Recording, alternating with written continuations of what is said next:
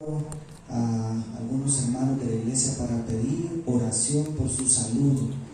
Yo no sé qué están enfrentando ellos, espero en estos días poder conocerles, pero te ruego, Padre Celestial, que a partir de este momento que tu pueblo se unirá en oración en favor de la familia Girón Gallardo, que ellos empiecen a ver tu mano maravillosa obrando. Queremos, Señor, también poner en tus manos a muchas personas que a veces inocentemente, recibiendo un material, recibiendo una visita de personas que promueven ideas contrarias a tu palabra, hoy de repente están en esa lucha en su corazón. Yo quiero rogarte, Padre Celestial, para que tú puedas traer de vuelta a tus escogidos, a tu casa, a tu iglesia, porque realmente, Padre Celestial, tú nos amas a todos. No hay ningún ser humano sobre este planeta que no sea objeto de tu amor. Y lamentamos mucho, Señor, que haya movimientos que promuevan ideas como las ideas del famoso Víctor Juref o Víctor Jutef, que realmente, Padre Celestial, atentan con los principios de tu palabra. Pero en medio de esas organizaciones y cosas que el enemigo ha levantado, hay aún en medio de ellos personas que realmente son temerosas de Dios, que desean hacer tu voluntad y que sinceramente están haciendo su mejor esfuerzo por seguir los pasos de Jesús. Yo quiero pedirte para que tú veas la sinceridad del corazón de cada persona y tú puedas tener misericordia de todos nosotros. Porque al final, Señor, ninguno de nosotros es perfecto, pero sí es cierto que la gracia de Cristo es perfecta sobre los pecadores imperfectos que somos nosotros. Y por eso suplicamos que tu gracia se revele con la familia Girón Gallardo y con todas aquellas familias que están teniendo lucha en su corazón por haber recibido doctrinas extrañas. Gracias, Señor, por escucharnos. En el nombre de Jesús oramos. Amén y amén. A mí me impactó realmente la historia de los niños, queridos amigos, porque cuando yo estaba escuchando esa historia hubo un momento en el que me hice una pregunta: ¿no seré yo un Zacarías? ¿No seré yo uno de esos padres que ha de preparar a la generación que ha de recibir la segunda venida del Mesías? Yo quiero hablar a los padres, a la madre de familia en esta mañana en especial, pero es para todos, por supuesto, los principios de su palabra. Pero en especial quiero hablar a los padres, a las madres de familia. ¿No seremos nosotros los Zacarías que debemos preparar a los Juanes?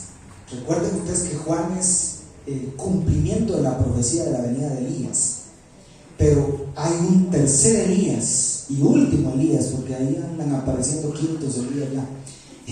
El tercer y último Elías en la profecía es ese pueblo remanente que ha de preparar al mundo para la segunda venida del Mesías. Y yo me pregunté seriamente: ¿no seré yo un Zacarías? ¿No será usted, mi querido padre de familia, mi querida madre de familia, un Zacarías? De lo que yo quiero hablarles hoy es precisamente de un padre, de la paternidad de alguien en la Biblia que nos puede ilustrar algunas cosas importantes para este tiempo. Porque déjenme decirles que las cosas han cambiado tanto, ¿verdad? Yo creo que algunos de los que ya tenemos canitas como yo recordarán cuando en la televisión los personajes, los héroes, eran esos vaqueros del lejano oeste con 2 pistolas en la cintura y sombrero montados a caballo, ¿verdad? Ese era el hombre del siglo antepasado, el macho, ¿verdad? Pero ahora al ver las películas, las telenovelas, el protagonista, y ahora tiene cabellera larga, ya camina medio raro, anda con unos pantalones bien ajustados, cada vez es más afeminado el hombre modelo. Estoy hablando de la televisión, obviamente, la cultura popular. cada vez más sensible, cada vez más parecido a la mujer realmente. Alguien dijo por ahí que si le pedimos a una mujer cómo sería el hombre ideal para ella, quizás nos dibuje otra mujer. Y lamentablemente estamos entonces entre dos extremos que no son saludables. Entonces la pregunta es: ¿cómo debe ser el hombre? ¿Cómo debe ser el padre de familia según los principios de la palabra de Dios? Yo quiero tomar un personaje de la Biblia y tomar de ahí algunas lecciones en esta mañana, ¿está bien? Así que los voy a invitar a un libro del Antiguo Testamento, que es el libro de Ruth. El libro de Ruth, ¿sí? Quiero que vayan conmigo al capítulo 1 de Ruth y se ubiquen los primeros versículos conmigo, ¿está bien? Ruth capítulo 1, versículos 1 en adelante. ¿Está bien? Ruth, después de Jueces, ahí, después de pasar Génesis, Éxodo, Levítico, Pentateuco, entonces va a pasar Josué, Jueces, Ruth. Muy bien. Aquí tenemos entonces Ruth capítulo 1, versículos 1 y 2, creo yo. Sí, 1 y 2. Muy bien, vamos juntos a la Biblia entonces. Yo quiero que usted tome la palabra de Dios. Yo soy fanático de la tecnología, ¿verdad? Estamos incluso transmitiendo en vivo en YouTube los sermones nada más, por razones de los derechos de autor de la música. Pero yo disfruto la Biblia así en papel. Tal vez porque soy de la generación que todavía aprendió a usar la máquina de escribir, ¿verdad? Pero yo disfruto leer la Biblia en físico. Así que les animo a los jóvenes que ya están más familiarizados con las pantallas a que aprendan a disfrutar también de las páginas de la palabra de Dios. Muy bien, dice entonces Ruth capítulo 1 versículos 1 y 2: en los días en que los jueces gobernaban en Israel. Esta es una nota muy importante que nos va a servir. ¿En qué días fue? ¿En qué tiempo fue? En el tiempo de los... Creo que nos hace falta un poquito de presencia ahí al micrófono, no sé si bajos o algo así. En los días, ¿qué dijimos? ¿En qué días fue esto? ¿En qué tiempo? Tiempo de los jueces. Muy bien, vamos juntos entonces. Hubo mucha hambre en la tierra y un hombre de Belén de Judá. ¿De qué ciudad? Belén de Judá. Emigró a los campos de Moab junto con su mujer y sus 2 hijos. Este hombre se llamaba ¿cómo? Ese es nuestro protagonista en esta mañana. Ese hombre se llamaba Elimelech y su mujer se llamaba Noemí. Y sus 2 hijos se llamaban Mahlón y Kelión. Y habían nacido en Efrata de Belén de Judá, una aldea de Belén, Efrata, Belén de Judá. Cuando llegaron a los campos de Moab, se quedaron a vivir ahí. Mis amados hermanos, Elimelech era realmente un padre responsable.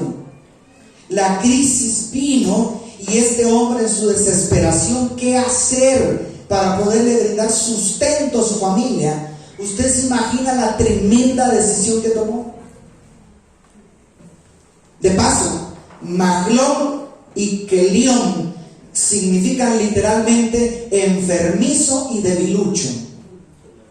Así que yo me imagino que ese Mahlón y Kelión eran flaquitos como yo.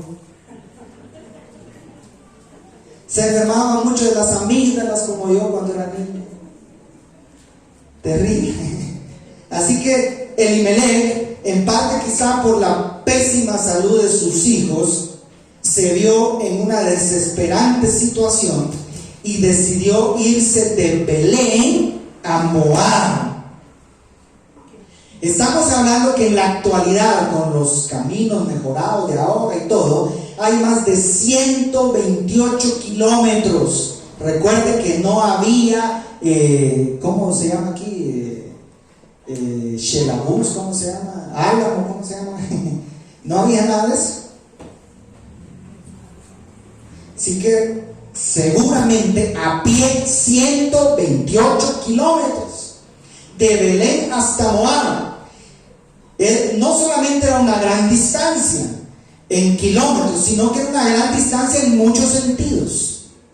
Porque No sé cuántos de los que están acá han tenido la experiencia de estar en otro país, en otra cultura. Tenemos la dicha de tener un país multicultural, ¿sí? Y yo, la primera vez que vine al occidente, yo vengo del otro extremo, ¿sí? Yo crecí en las tierras desérticas de Zacapa, ¿sí? Y yo cuando vengo al occidente digo todo verde. Y aquí los campos sembrados de papa, de brócoli, óigame, hasta el día de hoy, cada vez que pasamos ahí por Sunín con mi esposa, cuando vamos a bautismos y cosas así, nos quedamos con la boca abierta, nos dan ganas de bajarnos, ¿sí? Nos dan ganas de arrancar zanahorias y comerlas ahí con tierra. Porque para nosotros es asombroso ver eso. Aún en el mismo país es otro mundo, otra cultura. Imagínense de un país a otro. Entonces la distancia no solamente se mide en kilómetros. Estamos hablando de otra nación, probablemente otro idioma, o por lo menos una variación del idioma materno. Y estamos, porque imagínense que el MAM de Conce no es igual al MAM de San Martín. Y están ahí cerquita. Estamos hablando de otra cultura, que se llama otro tipo, otra forma de cocinar. Ni las tortillas se parecen, ¿no? La primera vez que salimos de Occidente, después de estar aquí bastante tiempo, adivinen qué fue lo primero que fuimos a comer allá del otro lado. Tortillas con frijoles. Con puros frijoles, pero tortillas de allá del oriente, porque no son iguales. Se parecen, pero no son iguales. Y los que conocen saben a lo que me refiero. Entonces, es un cambio total. Yo quiero que usted piense en el gran sacrificio que hizo Elimelech al abandonar su casa, su tierra, su país, su cultura, para irse a Moab. ¿Por qué? Porque él estaba abrumado. ¿Cómo haré para brindarle sustento a mi familia? ¿Cómo haré para que mi esposa y mis hijos no pasen hambre? ¿Cómo haré para que este debilucho y enfermizo de mis hijos estén bien?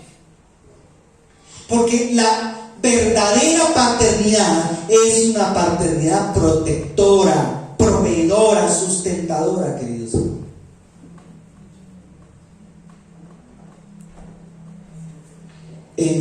Engendrar un hijo no cuesta nada, pero sostener, mantener a un hijo es una labor desafiante. Estamos hablando únicamente del alimento físico en este momento, pero esa es la función primordial del padre de familia. Así que Elimelech era un padre responsable. ¿Cuántos están de acuerdo conmigo? Pero vamos a ver un segundo punto. Número 2, Elimelech era un padre no tan espiritual que digamos. Porque acabamos de ver el sacrificio de ese viaje, todo lo que implicó, pero necesitamos ver el contexto espiritual, porque cualquier libro podemos encontrar de historia, filosofía de historia y muchas cosas. Pero lo impresionante de la palabra de Dios es que no solamente nos da historia verídica, real, sino que nos hace entender la dimensión espiritual de esa historia. ¿Y qué era lo que estaba sucediendo? Yo quiero que usted y yo comprendamos en esta mañana que el problema de Judá no era tanto la falta de pan. De paso, ¿se acuerdan de qué ciudad? ¿Cuál era la ciudad de donde venía Elimelech? De Belén. Y saben que Belén en hebreo es Betlehem, literalmente casa del pan. Paradójico, ¿verdad? Curioso. Faltaba el pan, ¿en dónde? En la casa del pan. Entonces el problema no era la falta de pan realmente. Yo quiero que regrese una página en su Biblia, porque dijimos que la historia esta se da en el contexto del tiempo de los jueces, y quiero que vaya conmigo al último versículo, el versículo 25 del capítulo 21 del libro de los jueces, el último versículo de los jueces, y vaya conmigo ahí por favor. Y dice la palabra de Dios. ¿Qué dice la palabra de Dios? Es una página atrás de donde estábamos, ¿sí? Porque termina Jueces, empieza Ruth. Y Ruth vimos que es una historia que se da en el contexto del tiempo de los jueces. Y dice entonces aquí la palabra de Dios, en aquellos días, ¿qué días? Los días de los... están despiertos conmigo. En aquellos días, los días de los jueces, no había ¿qué cosa? Rey en Israel. Pero aquí viene lo tremendo, dice, y cada quien hacía lo que le parecía mejor. ¿Cuál era el problema real, hermanos queridos? El problema es que esa sequía que vino sobre la tierra de Palestina era consecuencia de haber abandonado a Dios como rey, porque no es cierto que no había rey en Israel. El rey de Israel era Jehová de los ejércitos. El problema es que la percepción humana era que no había rey porque no había un rey humano, porque no habían pasado las elecciones de ahorita del 25. Esa es la percepción humana. La realidad es que sí había rey en Israel. Ese rey era Jehová de los ejércitos. Pero nadie respetaba y obedecía al rey de Israel, sino que cada uno hacía lo que bien le parecía. Y lo interesante del inicio de la historia de Ruth es que no vemos que Elimelech se arrodilla a orar para pedir la dirección de Dios como hizo Isaac cuando vino hambruna sobre la tierra de Palestina. No vemos a Elimelech reunir a su familia. Miren, mi amor, mis hijos, estamos en una sequía, ¿qué vamos a hacer? Oremos, pidamos la dirección de Dios. No se consulta a Dios, sencillamente se toma una decisión humana. Elimelech buscó la salida más fácil, abandonó la tierra prometida de Dios para ir al territorio de una nación maldita por Dios. ¿Qué dijo, pastor? No lo digo yo, vaya conmigo por favor, porque algunos después quieren sacar de contexto las cosas. Vaya conmigo a Deuteronomio capítulo 23 y versículo 23. Deuteronomio, tiempo de Moisés, mucho tiempo antes de los jueces. Y mire lo que dice la palabra de Dios en el libro de Deuteronomio capítulo 23. Vaya conmigo y versículo 3 para que usted comprenda por qué estamos diciendo esto. No lo digo yo, dice la palabra: no entrará jamás en la congregación del Señor ningún amonita ni moabita. ¿De dónde viene la palabra moabita? De Moab, la tierra donde se fue Elimelech. Ni siquiera hasta la 10ª generación. Y dice por qué también, el versículo 4: porque cuando ustedes salieron de Egipto, ellos no salieron al camino para recibirlos, porque eran parientes. Los moabitas eran descendientes de Lot, sobrino de Abraham, para recibirlos a ustedes con pan y agua. Y porque contrataron a Balaam, hijo de Beor, el de Petor, en Mesopotamia, para que los maldijera. O sea que no fue Dios el que maldijo a los moabitas por quererlos maldecir. No, fueron los moabitas los que quisieron maldecir al pueblo de Israel, y por eso la maldición recayó sobre ellos. ¿Me está siguiendo? Entonces Elimelech sale de la tierra bendita y divina de Palestina y se va a la tierra maldita de Moab. Y las consecuencias son terribles, fatales. No tengo más tiempo para seguir explicando cuál es la historia, el contexto de Moab, para que usted comprenda por qué era una nación que había recibido maldición. Pero lo que sí quiero dejar claro es que las consecuencias de esa decisión de Elimelech fueron fatales. ¿Qué pasó con Elimelech allá en Moab? Allá murió. ¿Qué pasó con los hijos de Elimelech en Moab? Enfermizo y debilucho, ¿cómo les fue? No, es que hay hospitales, mejores hospitales allá. No habían hospitales en ese tiempo, tristemente. Pero debilucho y enfermizo allá murieron. Y al final solo quedó Noemí de esa familia. Elimelech era un padre responsable en proveer lo material a su familia, pero aquí viene la clave de esta mañana, y es entender que la paternidad responsable no solamente consiste en llevar el pan de cada día a la mesa. La palabra de Dios ha colocado sobre el varón una responsabilidad grande.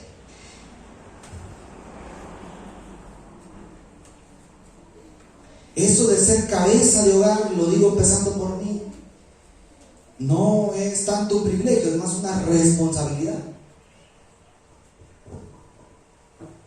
Y entonces nos lleva al tercer punto, queridos hermanos.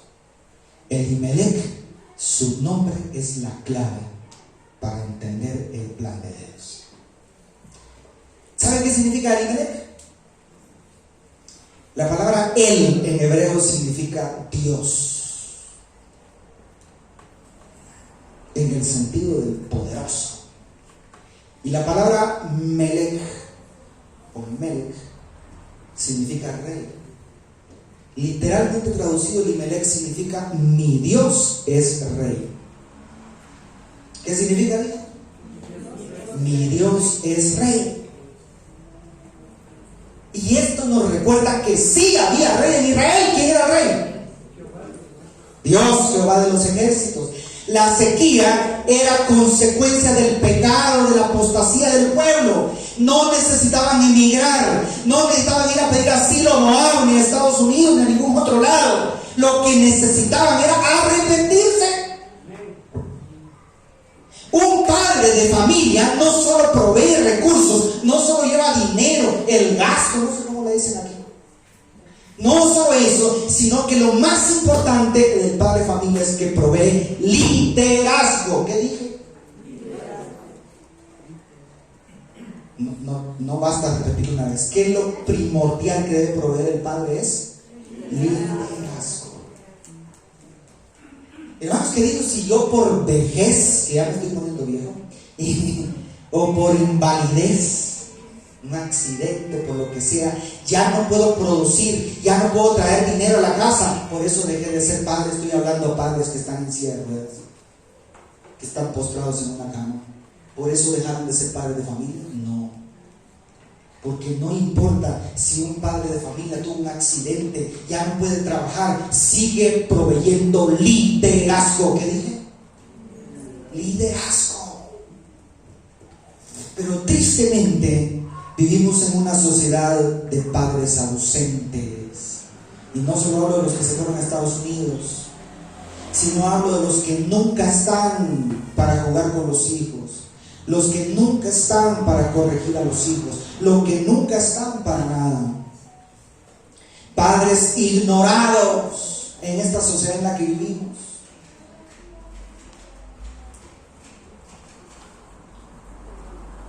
Porque no se les toma en cuenta. Porque a veces la mamá se hace cómplice de los hijos y el papá es el último que se entera. Ya cuando apareció embarazada la muchacha, se entera que tenía novio. Padres ausentes, padres ignorados, padres adictos al trabajo, que solo trabajo y nunca tienen tiempo para la familia.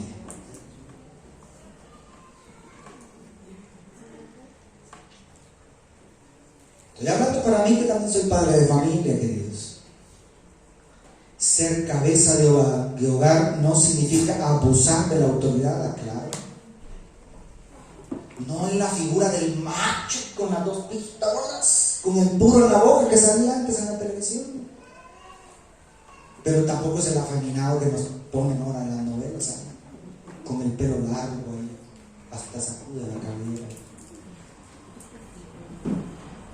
que carece de autoridad.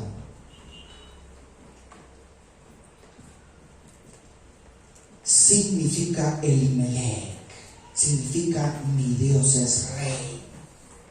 El liderazgo espiritual en casa es cuando se hace de Jesús el rey del hogar. ¿No escuché un amén? Significa conducir a los miembros de mi familia a los pies de Jesús. ¿Qué significa que Jesús ocupe el primer lugar en mi familia?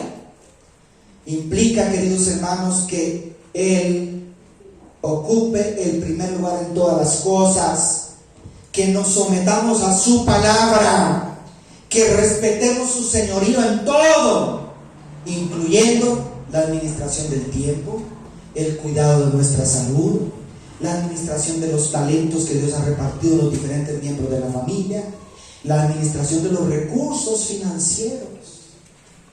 Poner a Jesús en el primer lugar. Pero veo muchas familias en crisis. Pero la mayor crisis no es la económica. A veces la mayor crisis es espiritual. No hay liderazgo en casa. No hay fidelidad a Dios. Y nos quejamos de la situación económica, pero no somos fieles en devolver lo que es de Dios. Y hoy vimos en la escuela sabática que los diezmos y las ofrendas son sagrados. Entonces yo quiero ilustrarlo con un ejemplo, repetirlo en diferentes fases, para que usted comprenda los extremos a donde el enemigo nos quiere llevar y el ideal, el equilibrio que Dios quiere con la paternidad responsable entre los hijos de Dios. Porque antes estábamos en un extremo equivocado. No, que yo aquí soy el hombre de la casa y aquí es la ley de las 3A. Así me gusta, así lo quiero y así se hace.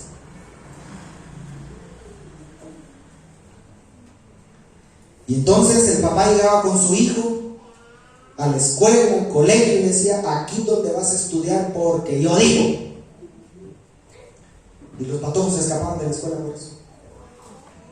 Esta carrera vas a estudiar porque yo digo. Y tenemos de esa generación a muchos profesionales que nunca ejercieron la profesión, porque se graduaron solamente por complacer al papá, pero nunca quisieron ser eso. Pero como les decía, ahora el enemigo está vendiendo otra idea. Ahora son padres afeminados. Perdonen que sea tan fuerte en decirlo, pero es que es la realidad. Llegan ahora con los hijos al colegio. Mijito, ¿qué te parece? ¿Te gustaría estudiar aquí? ¿Cómo es eso que los hijos van a decidir dónde van a estudiar? ¿Cómo es eso que ahora los hijos mandan a los papás? Porque estamos de un extremo al otro. Antes el señor de la casa llegaba, sentaba en el sofá y ahí estaba viendo televisión. Los pobres niños tenían que ver el partido de fútbol con él. Pero ahora tenemos a padres afeminados viendo Dora la Exploradora con los hijos. El otro extremo. ¿Dónde está entonces el equilibrio? El equilibrio, mis amados hermanos, está en Cristo. El padre cristiano es el que le dice a su hijo: el colegio adventista es la educación que yo deseo para ti, mi hijo. Tú no eres un niño común, tú eres un hijo de Dios. Y te estás preparando no solo para tener éxito en esta tierra, sino para ser heredero de la patria celestial. Hay liderazgo y firme. No abuso de autoridad como en el pasado, pero tampoco la flojera de ahora, sino liderazgo firme. Me duele ver a tantos niños y jóvenes perdidos. Allá en mi tierra decimos padres alcahuetes, que no tienen liderazgo en casa. Y cuando a los padres les falta liderazgo, los hijos crecen sin riendas, y cuando llegan a la adolescencia, entonces pagamos las consecuencias.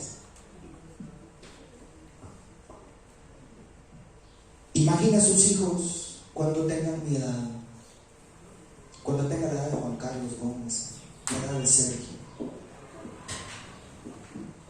Y entonces quizá, querido padre de familia, se va a acercar a alguno de ellos y va a abrazarle y le va a decir: gracias, papá, porque no solamente llevaste pan a nuestra mesa, sino que nos diste amor, tomaste la rienda de la casa para conducirnos por un buen camino. ¿Le gustaría que sus hijos cuando tengan mi edad le digan eso? Yo estoy agradecido con Dios porque mi mamá me tuvo que cinchasear un par de veces para que fuera a la escuela dominicana. Yo no nací en la iglesia adventista. Pero si no fuera por esa valiente mujer que no aflojó para que tuviéramos una formación espiritual, no estaría aquí hoy.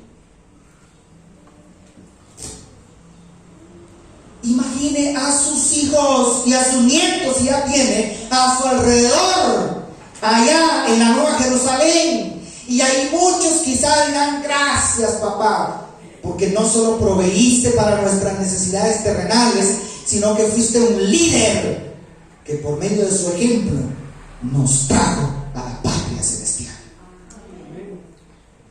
Ah, mis amados, Dios no quiere padres machos abusivos como en el pasado, ni tampoco padres afeminados.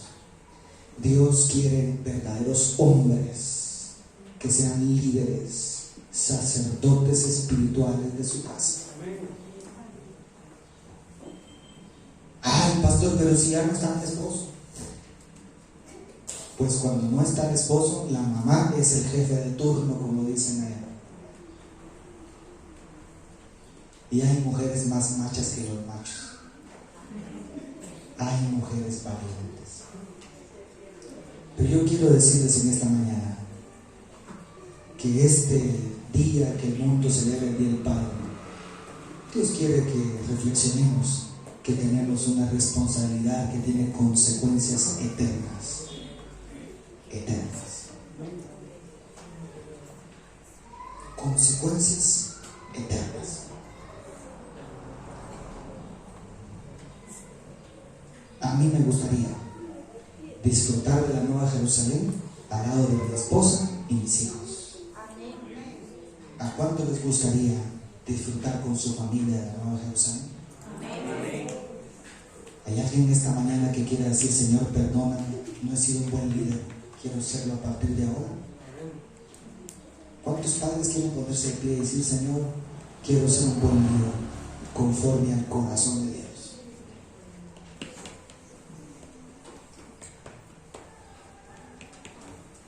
Porque Dios se llama. ¿Hay alguien que esta mañana, madres de familia, aquí hay madres que son papá y mamá a la vez, también son llamadas por Dios? ¿Habrá alguien que quisiera orar por un familiar que está alejado de los caminos de Dios? También póngase de pie. Si tiene un hijo, un sobrino, un yerno, pero que a usted le gustaría verlo también caminar derecho en las filas de Cristo Jesús. Recuerden, Elimelech significa Dios, mi Dios es rey. Y en casa, mi Dios debe ser rey. Porque dice Pablo en Efesios 4:6, un solo Dios y Padre de todos, que está en todos, por todos y sobre todos. Cuando Jesús quiso describir a Dios, lo describió con una palabra: Padre. Vamos a orar. ¿Alguien más quiere orar por un familiar que está alejado de los caminos de Dios? ¿Algún joven que quiera convertirse en un líder futuro de una familia? Todavía tal vez ni se ha casado, pero le gustaría ser líder de una familia conforme al corazón de Dios. Vamos a orar, queridos. Señor, el enemigo ha llevado a la humanidad de un extremo al otro, vendiendo ideas falsas de la masculinidad, desdibujando la figura de la paternalidad, de tal manera que todo el mundo celebra el Día de la Madre, pero nadie se acuerda del Día del Padre. Pero eso no tiene la culpa la sociedad, sino los que somos padres, porque desdibujamos tu carácter cuando no te representamos dignamente como líderes espirituales de casa.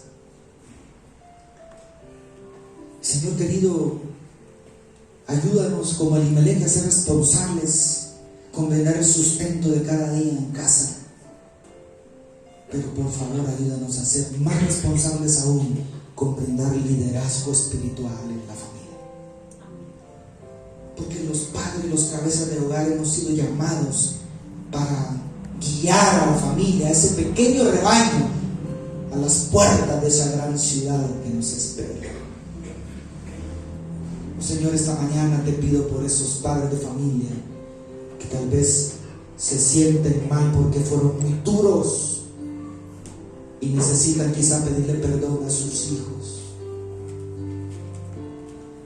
Hoy esta mañana te pido por aquellos padres que quizá han sido demasiado blandos, demasiado flojos, y hoy aquí no están sus hijos.